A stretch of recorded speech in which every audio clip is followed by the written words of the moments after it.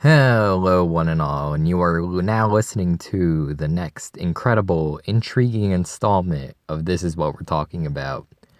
This episode has been a long time coming. It's been about 3 months since I uploaded anything to this channel.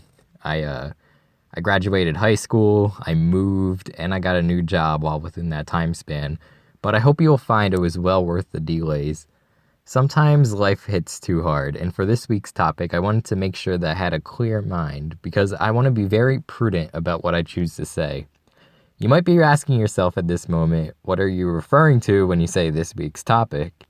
Well, listeners, as the title may indicate, this episode is about science. Now, as I say this, some of you are cringing while some of you are doing just the opposite. This episode is for both of you. To be abundantly clear, even though I could, I'm not going to give any actual in-depth scientific explanations of any phenomena, because that would betray the actual purpose of this episode. What I'm going to be talking about is the culture around science, or more specifically, why some people think it's the end-all be-all of life and others fail to even trust its conclusions. The reason why science lovers like myself are often so befuddled by non-science lovers is that they fail to see any sort of validity in not loving science. So the best way I have thought of to handle this episode is to try to get into the mindset of someone who does not give in to all the hoopla. I will list and explain justifications people may have for distrust in science and explain where any misunderstanding may occur. And misunderstanding is really the name of the game here, because after I explain some of these reasons, one can clearly see that misunderstanding is a common thread between all of them. Let's start with the most basic reason of all, that there's a schism between science aficionados and, for the lack of a better term, normal people. Science is far too invasive. Allow me to explain what I mean by this. How many times have you seen a movie in which some scientist or analyst projects the main character to lose some kind of competition, and then the protagonist works hard and believes in himself or herself, and that ends up proving the scientist wrong, leading to a happy ending? You've probably seen this a trillion times. Heck, I just saw Cars 3, and Natalie Surton in that movie is a perfect example. It's an incredibly common trope, and it really embodies what I'm getting at here. Oftentimes, people just want to believe the opposite of what science says. Maybe it seems more heartwarming, or it just feels right to contrast it. Have you ever had a gut feeling about something that ended up coming true? Possibly many a time. If your gut has proven correct a few times, trusting it seems like it'd be the way to go. And in most real-world situations, you could get away perfectly fine with doing that. Yet some dude who's no better than you is sitting in an ivory tower crunching a bunch of numbers and telling you you're wrong all the time. People are naturally biased towards living off of intuition, and even though science has proven itself the superior way to go, to think like a scientist is something that needs to be taught. It overwrites how humans are hardwired to act, and many people don't like that. As I briefly touched upon before, acting instinctively is perfectly okay the vast majority of the time, so it makes sense why some people don't want to change how they act. If it isn't broken, don't fix it. The scientist in me wants to tell you that you probably have a selective memory and discard all the times your gut is wrong, but if you trust your instincts, I shouldn't try to take that away from you anyway. There are two other anti-scientist tropes in media that help explain why some people aren't too keen on science. The first one is what I like to call scientists don't know anything syndrome. Let's take the movie Jaws as an example. Matt Hooper is an oceanographer who tries to catch Jaws using technology and his biological knowledge of sharks, while Quint is an old-fashioned, highly experienced fisherman who doesn't try to do anything fancy. Take a wild guess who is the superior crew member. Hint, it's Quint. And this idea that scientists are too focused on using wacky devices and theories to reach their goals while having very little practical knowledge is a pretty deeply seated concept in our culture. We're always taught to respect the traditional way of doing things, and innovation doesn't necessarily beget success. However, I also think it's a flawed way to think. Over time, scientists and innovators have done incredible things to boost the efficiency of how we do things. We'd still be hunter-gatherers without them. And while new ways of doing things sometimes do pale in comparison to the old-fashioned way, it's probably because of some kinks that need to be ironed out, or because people need more experience with them. It's certainly not a flaw with the idea of innovation as a whole. Without a little experimentation, people would be stuck in the past. Just as an aside, one example of this trope that sort of frustrates me is the legend of John Henry. Per the folktale he comes from, John Henry is a steel driver, the best out there, who was pitted in a race against a steel driving machine that some inventor created. John Henry barely ends up winning the race against all odds, but then his heart gives out from all the stress and he dies. The tale is supposed to imply that humans with the right willpower are superior to machines, but actually think about this. If you're a railroad company, why would you sacrifice a minuscule amount of efficiency to have employees that are just going to die from the labor? It doesn't matter that John Henry won. Common sense dictates that the company probably started employing the machines anyway. Now, to get back on track here, the other anti-science trope I want to talk about is the good old mad scientist archetype. Ladies and gentlemen, I ask you this. Can science go too far?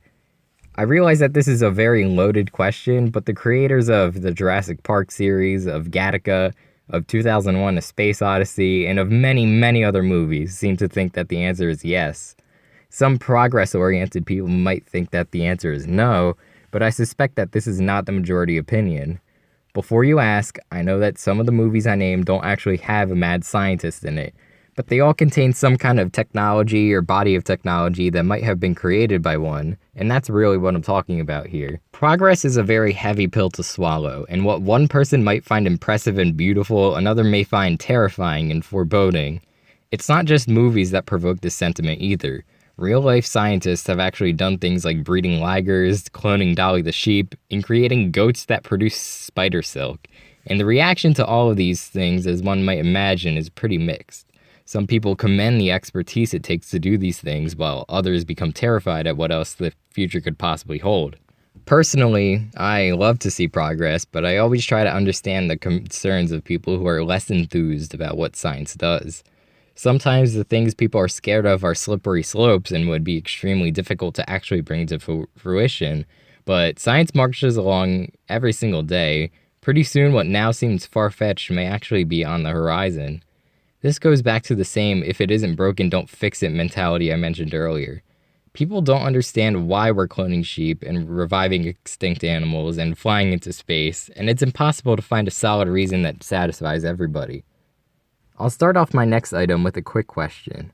What's your astrological sign? I'm an Aries, and I know this without even thinking about it. You probably know yours too. This is the case even if you think astrology is a load of garbage, and I know for sure I do. I bring this up for two reasons. Reason A, it shows how non-scientific concepts are so deeply ingrained into our culture. Astrology, voodoo, curses, the paranormal, aliens visiting Earth. All of these things have the same scientific backing as unicorns, yet plenty of people obviously don't dismiss these ideas as they would the existence of unicorns. In our culture, there's an element of fascination with things outside the realm of what scientists or typical people can study and observe. It might be a comforting idea to think that we don't already know everything that's out there, or perhaps it's a shot at people who think they have everything figured out. Now, I know for a fact that you people in the astrology camp are a bit peeved at me for lumping it in with unicorns. After all, you and your friends always get scarily accurate horoscopes, right?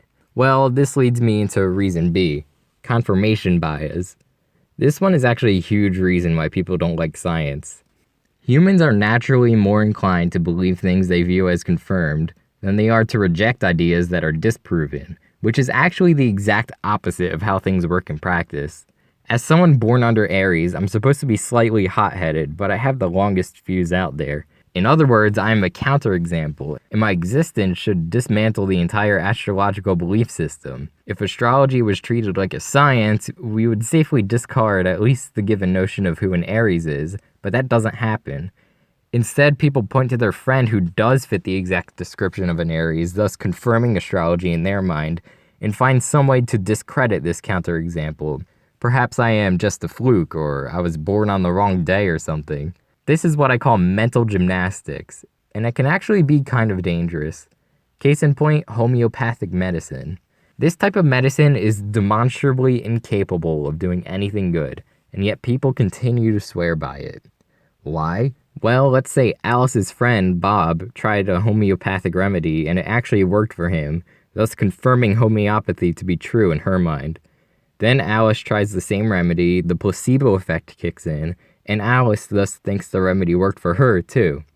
She then starts spreading the word about homeopathy to more people, continuing the cycle. Maybe it actually works on Charlie and Denise as well.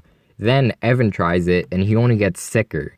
Really, Alice should give up on homeopathy then and there, but it's already been confirmed in her mind. Maybe Evan didn't make the remedy correctly. Surely that must be it. The same process happens for beliefs like vaccines causing autism and conspiracy theories. We confirm instead of refuting. It's anti-scientific and we're biologically wired to do it. Let's take a quick little break from the heavy stuff. Here's a fun little game. I'm going to name 2 sequences of 5 coin flips, and I want you to decide which one is more likely to occur. The first sequence, sequence A, is heads, tails, tails. The second sequence, sequence B, is tails, tails, tails, tails, tails. Again, which is more likely to occur, sequence A or sequence B? I'll give you a second to think about it.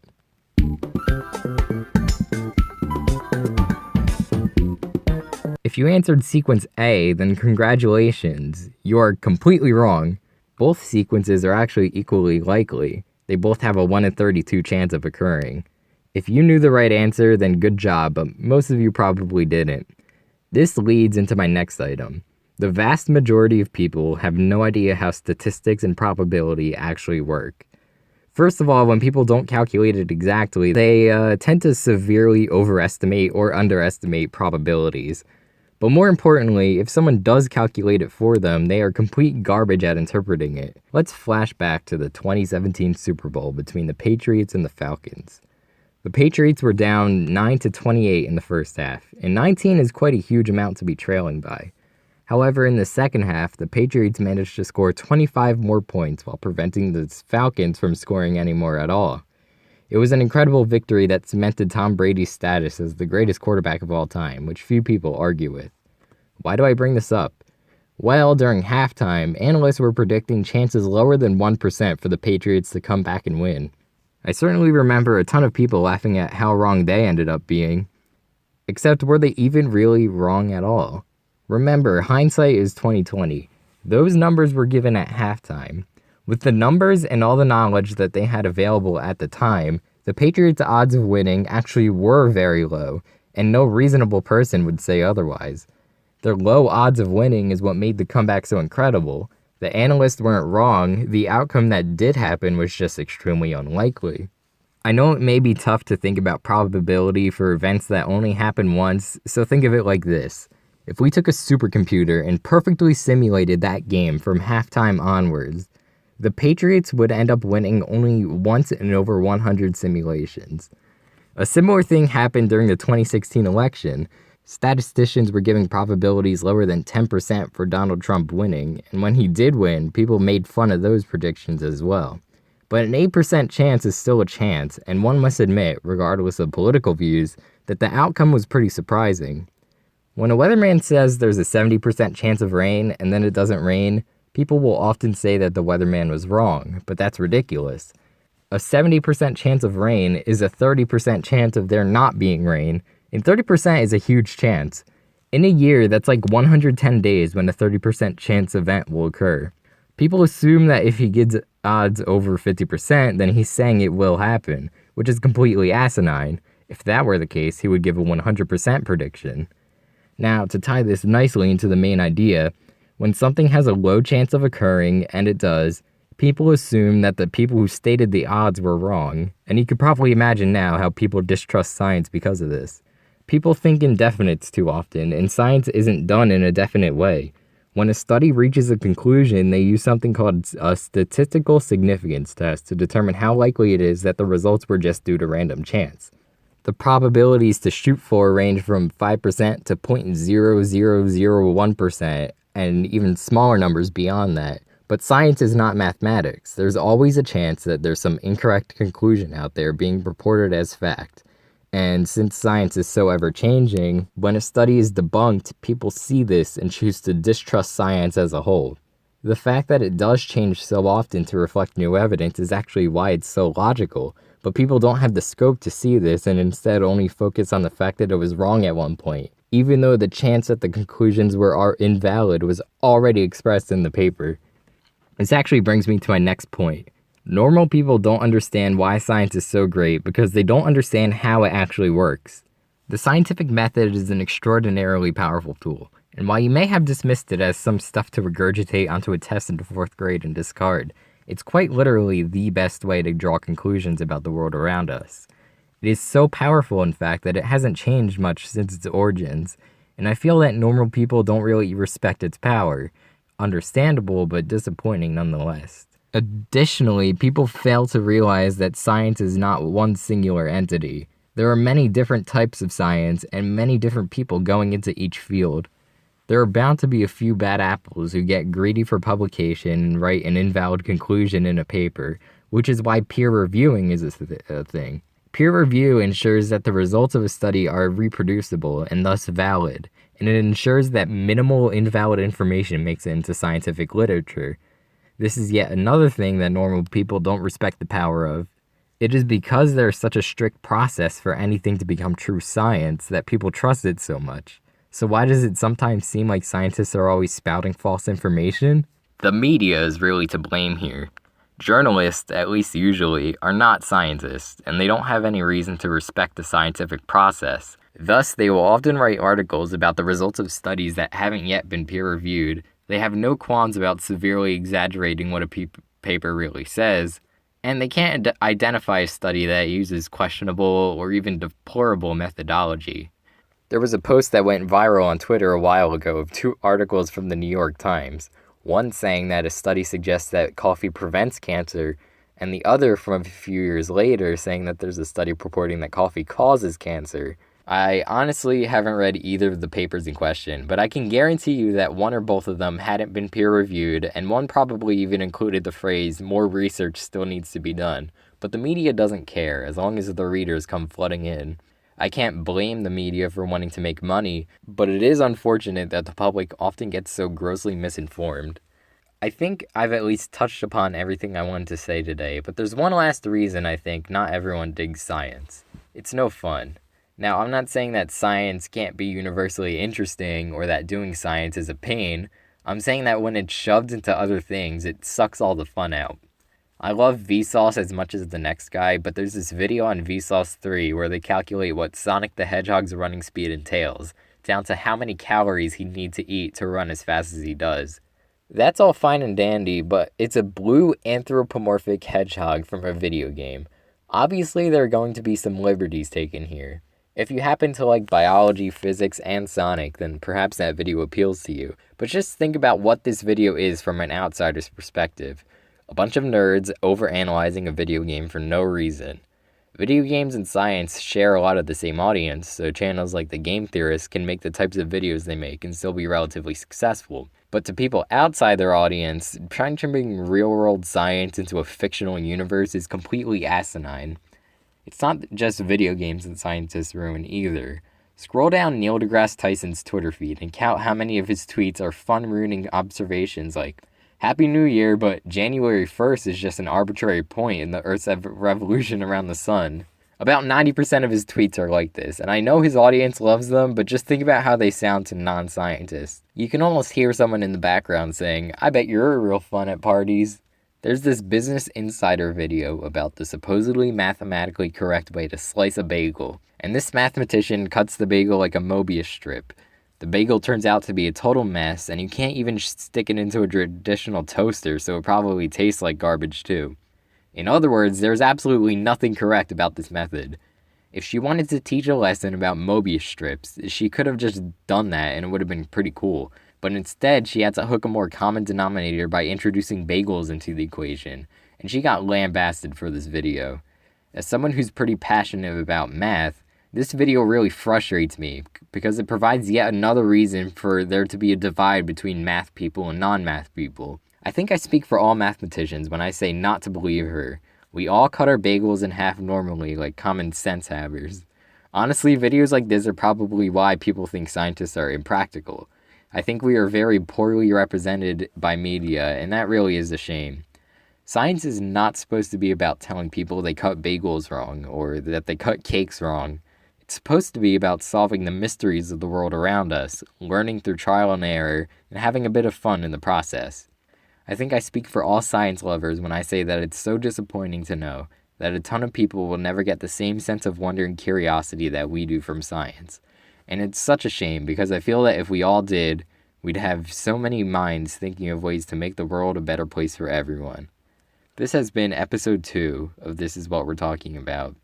Thank you so much for listening. I am back, baby.